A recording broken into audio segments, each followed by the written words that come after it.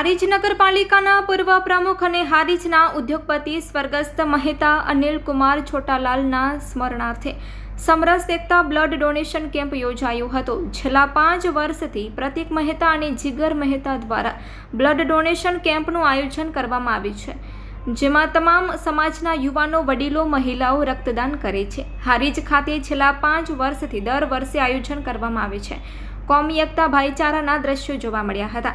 મુસ્લિમ પરિવારો, લઘુમતી સમાજ, યુવાનોને વડીલો દ્વારા પણ મોટી સંખ્યામાં રક્તદાન કરીને કોમી એકતા અને ભાઈચારાનું ઉદાહરણ જોવા મળ્યું હતું।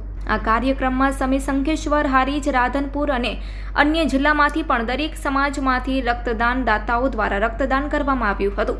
આજે આ કાર્યક્રમમાં પૂર્વ કેબિનેટ મંત્રી દિલીપ ઠાકોર, પાટણ સાંસદ ભરત ડાભી અને પાટણ જિલ્લા પ્રમુખ દશરથજી ઠાકોર તથા હારીજ તાલુકાની અન્ય સંસ્થાઓ, યુવાનો, વડીલો આ કાર્યક્રમમાં હાજરી આપી હતી। આ કાર્યક્રમમાં બપોરે 12 વાગ્યા સુધી 800 બોટલથી વધુ જમા થઈ હતી। Report by Vinod Thakar, Patan, Harij. 5 વર્ષથી અમે રક્તદાન કરીએ છીએ, તેના અનુસંધાને આ છઠ્ઠો